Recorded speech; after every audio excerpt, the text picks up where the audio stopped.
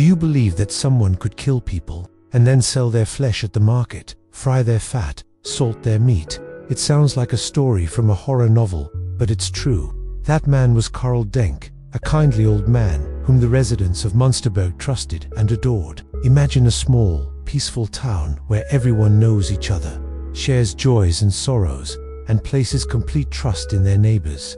To them, Denke was a frail, gentle old man who smiled at children, gave them candy, and helped wanderers. They called him Father Denke. But behind that gentle smile lay a horrifying secret. One cold winter day in 1924, a wanderer ran screaming through the streets, bloodied. He tried to kill me. Help. When police stormed Denke's wooden house, they expected a simple assault.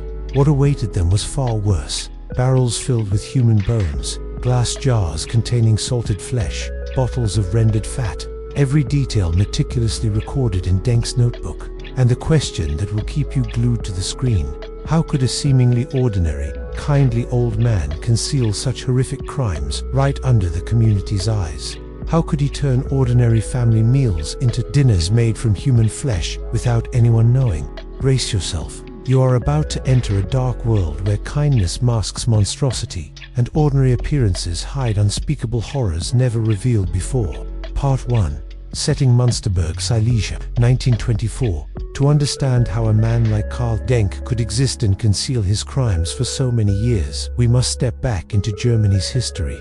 It was the aftermath of World War I. Germany, defeated. The Treaty of Versailles left the nation broken, territories lost, the economy shattered, the mark worthless. Poverty and unemployment spread like a plague. The town of Münsterberg, now part of Poland, was then a small, tightly knit community. Everyone knew each other. Trust among neighbors was sacred. But within this hardship lived countless wanderers, people without papers, without families. They drifted from town to town, begging for food, seeking a night's shelter. They were the perfect victims, vanishing without a trace, with no one to ask where they had gone. Part 2. Character: Karl Denke. Karl Denke, born in 1870, was a frail, elderly man with sharp intellect and meticulous habits. On the surface, he looked like any kind, harmless old man in Münsterberg worn coat, silvery hair, wrinkled face, but always smiling warmly at children and wanderers. But that smile was the perfect mask for the horrifying secrets hidden beneath. Denke lived alone in a small wooden house, rarely interacting with neighbors, yet always appearing at the right moment to offer help, a warm bowl of soup, a gentle word of advice. This made everyone trust him even more. He had no family, and few knew his past. People saw him daily on the streets, occasionally chatting with wanderers or shopping at the market, yet they never saw a genuine smile. Something in his eyes evoked both warmth and a chilling emptiness that no one could explain. Karl Denke was a master planner. Every action, from inviting victims in, preparing the meal, executing the murder, to storing the remains, was perfectly calculated. Nothing was left to chance. He kept a notebook, meticulously recording each victim: name, age, weight, amount of flesh, fat, and bones. But this precision wasn't just intellectual pride. It reflected a complex psychology, an obsession with absolute control. Denke dominated the life and death of others with cold, detached calm that no one could understand. A lesser-known fact: Denke sold the human flesh at the local market. Residents bought it, cooked it, fried it, completely unaware. The kind old man in their eyes became a horrifying symbol, a gentle smile masking monstrous deeds. Denke embodied the perfect duality: a benevolent friend in the community's eyes, a monster in the shadows. His ordinary appearance, his mask of kindness, allowed him to conceal his crimes for years without suspicion. Part 3. Crime progression, sequence of crimes. From the outside, Karl Denke's wooden house looked ordinary. Inside, however, it was a realm of horror few could imagine. Denke carefully selected his victims: wanderers, beggars, solitary laborers seeking work. With a warm smile, he would invite them in. "Would you like a meal? I have bread and hot soup." In the cold, hunger-stricken winter of Silesia, such words felt like salvation. The guest sat at a simple table, a bowl of thin soup, a crust of bread. Denke chatted, building trust, lulling the victim into a false sense of security. But when the meal ended, the atmosphere shifted. He rose, went to the kitchen, and returned with an axe or butcher's knife. without warning, a fatal strike to the head or neck. The walls swallowed the sound. The wind outside whistled. It was as if no one existed to hear. The body was dragged into the kitchen, where a terrifying ritual began. Denke dismembered each part, carved the flesh into uniform pieces, salted it, and placed it in glass jars. Fat was rendered and poured into bottles. Bones were stacked in barrels in the cellar. He did not act only once. Dozens of victims were killed with the same meticulous process. In his notebook, he recorded each male, 45 years old, to 70 kilograms. Flesh, 20 kilograms. Fat, 5 kilograms. Bones, 15 kilograms. Some flesh was sold at the market.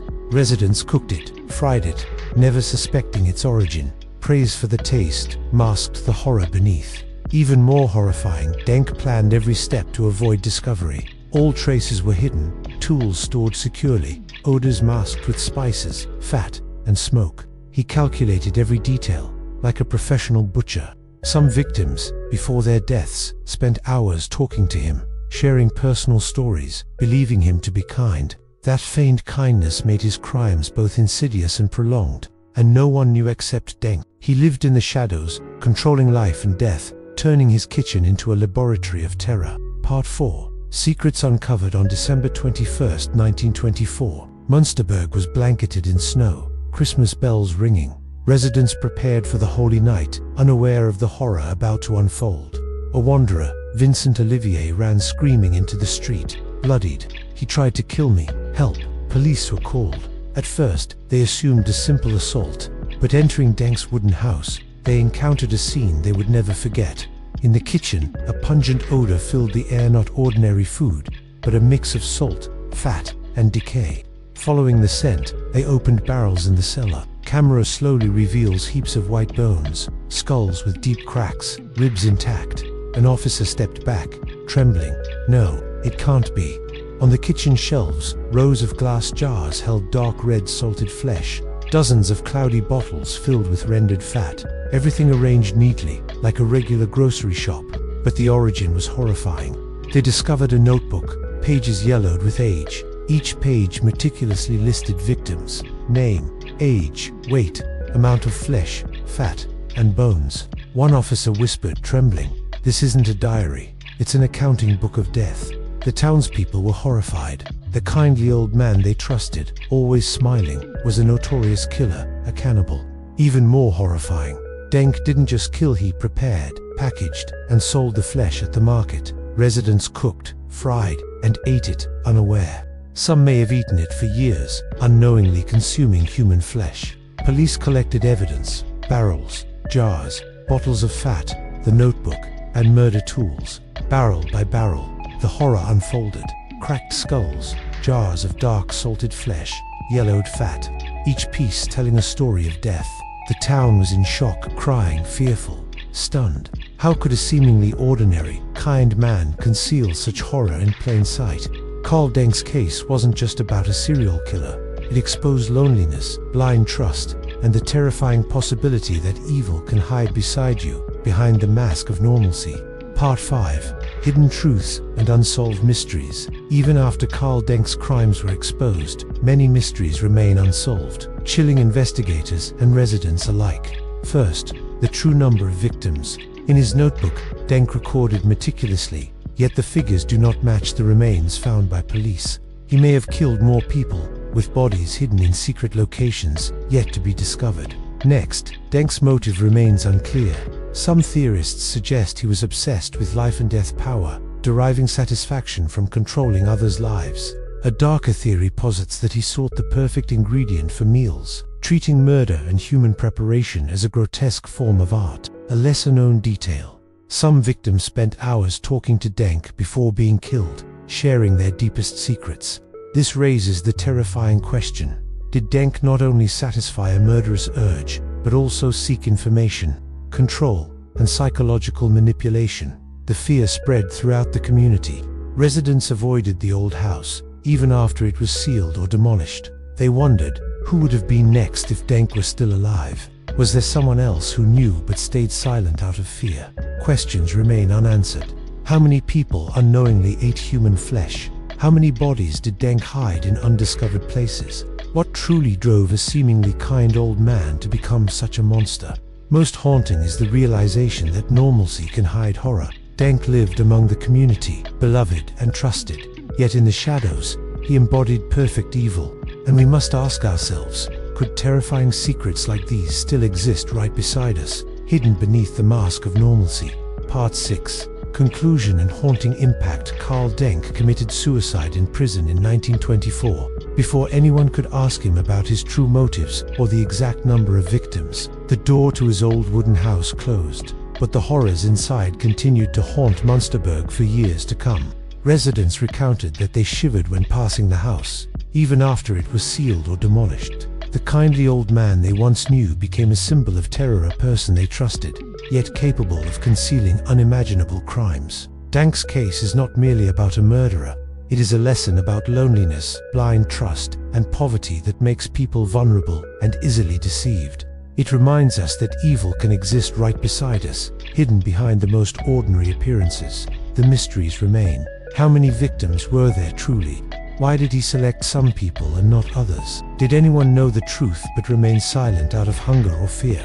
The answers may never come, but the haunting legacy of this case will endure in history, reminding us of society's unilluminated dark corners. As you leave this story, ask yourself, can the everyday normality we see conceal horrors no one expects? The story of Karl Denke has ended, but the mysteries of history are endless. Do you want to explore more horrifying cases and hidden dark secrets never told before? Hit like, share this video so more people can discover it, and don't forget to subscribe to the channel. To join me in uncovering terrifying mysteries and unsolved stories in upcoming videos, with just one click, you step into a world of secrets, crimes, and the most haunting stories in history. Get ready, because many untold horrors await you.